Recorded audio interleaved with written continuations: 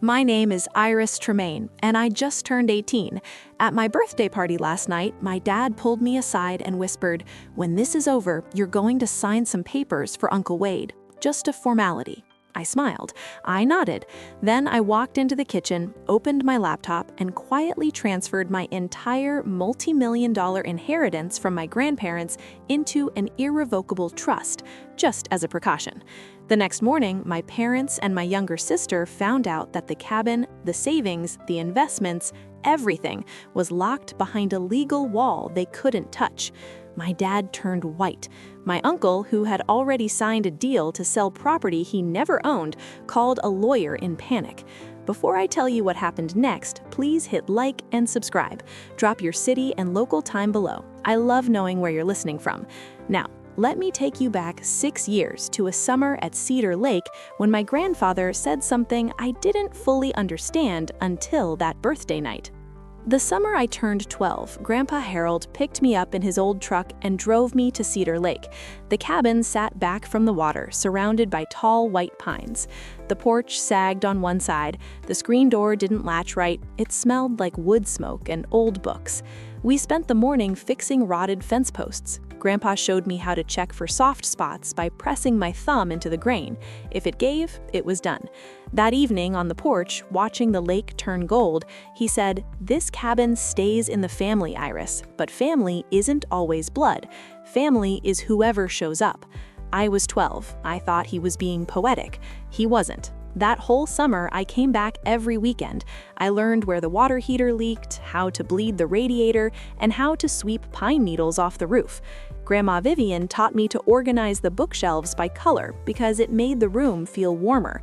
Grandpa showed me the property line markers he had hammered in himself. Back home in Ridgemont, things felt different. Our house was fine, 3 bedrooms, a yard that needed mowing. My sister Kelsey, who was 10, had the bigger bedroom with new lavender walls. My room still had the old carpet. At dinner one night, Dad said, "Dad's cabin is just sitting there, losing value. Property taxes are killing us. We should sell it and reinvest." Mom nodded. "Makes sense." "Grandpa said the cabin stays in the family," I said. Dad laughed dismissively. "You were 12, Iris. He was being nice." The conversation moved to Kelsey's debate trophy. I had won the district science fair 2 weeks earlier, but my ribbons stayed in my backpack. After dinner, I found a glossy flyer on the counter, Ridgeline Development, Lakefront Lots. A handwritten phone number was scribbled in the margin. Someone was already measuring my grandparents' home in dollar signs. Grandpa Harold died when I was 14. At the funeral reception, I overheard Dad and Uncle Wade talking quietly. Wade had a folder under his arm. "We should move on this before probate gets complicated." They were talking about the cabin at the funeral. 2 years later, Grandma Vivian got sick and passed away in June. She held my hand tightly and whispered, "The cabin is yours, Iris. Don't let them take it. Promise me." I promise, Grandma. After her funeral, Dad sat at the kitchen table and said with relief, "Now we can finally sort out the property." That evening, I heard him on the phone with Wade in the garage. Let's get it moving. My grandmother's death wasn't a loss to them. It was a clearance. Between 16 and 18, the cabin became my quiet rebellion. Every Saturday, I drove out in my used Honda and fixed whatever needed fixing, patching screens, replacing weather stripping, sweeping the roof. At home, the talk changed. The cabin was now the family property. Wade started coming over with folders and real estate listings. When I mentioned Grandma's wish, Mom said gently, "Your grandma was emotional at the end. This is business." By 17, Dad was direct. "When you turn 18, we'll figure this out as a family." The way he said family meant his way. One afternoon, alone at the cabin, I found a sealed envelope in the hall closet in Grandma's handwriting. Inside was a business card. Margaret Caldwell, attorney at law, Tremaine Family Trust. My hands shook. Grandma had left this for me to find. 3 months before my 18th birthday, Margaret called me. Iris, I was your grandparents' attorney. We need to talk before your birthday. I met her alone at her office. She was in her late 50s, silver-haired, professional. Your grandparents created an irrevocable trust 6 years ago, she said. The cabin, savings, and investments, total value about $2.1 million. You are the sole beneficiary. The title was transferred to the trust while they were alive. Your father and uncle have no claim. She explained that Grandpa had said, "My sons will sell that cabin before the funeral flowers wilt." Someone had recently been making inquiries about the title at the county recorder's office. After the meeting, I started paying attention quietly. The next Sunday, I overheard Wade and Dad in the garage. Wade had already signed a purchase agreement with Ridgeline Development for $450,000. They planned to file a quit-claim deed after I turned 18 and give me $50,000 for college. Wade had bet on a property he didn't own. That night, I texted Margaret. "They're accelerating." She replied, "Stay the course." The night before my birthday, I drove to the cabin. I sat on the porch under a half moon and read the documents Margaret had sent. At midnight, on a video call with her, I signed the acceptance of successor beneficiary form. I was now legally in control of the trust. My birthday party started at 4 p.m. Balloons, cake, 20 people. I smiled and opened gifts while the signed form stayed folded in my jacket pocket. Near the end, Dad tapped his glass and announced to everyone, "As a family, we've decided to sell the cabin at Cedar Lake to secure our future." He looked at me. "Iris understands, right, sweetheart?" The room went quiet. I set my fork down. "I never agreed to sell the cabin, Dad." Dad's smile froze. "She's kidding." "I'm not kidding."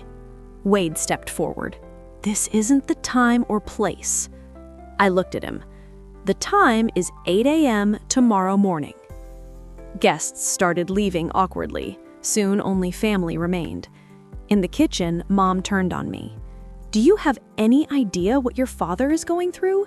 He might lose this house, and you're holding on to a cabin you visit on weekends?" "I visit every weekend, Mom." She pressed her hands on the counter. "If you loved this family, you wouldn't need a lawyer." Nora Beckett, our neighbor, spoke firmly from the doorway. "That girl has every right to talk to a lawyer. Vivian would have wanted that." After Nora left, Dad sat down and laid out his terms. "Tomorrow morning we file the paperwork. The cabin sells.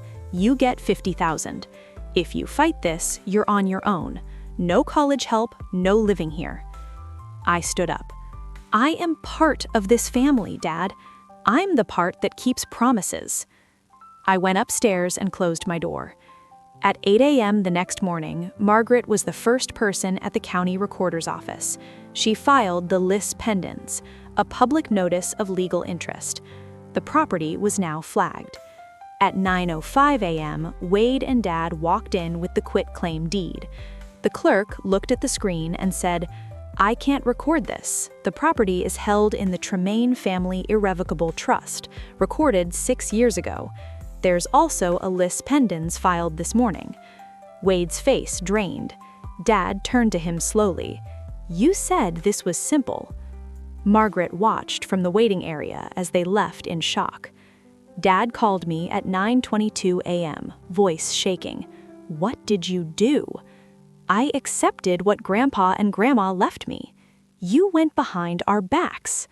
Margaret has been the trust attorney for 6 years. You just never asked." He threatened to contest it.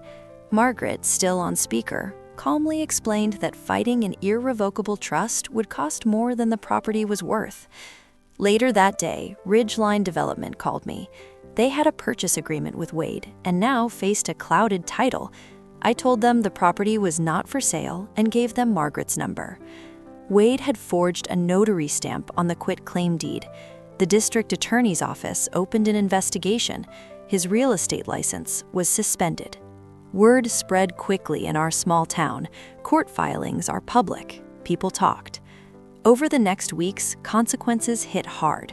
Wade settled with Ridgeline, paying the $45,000 penalty from a personal loan. Greg sold the store at a loss and negotiated with the bank. Mom went back to work at a pharmacy.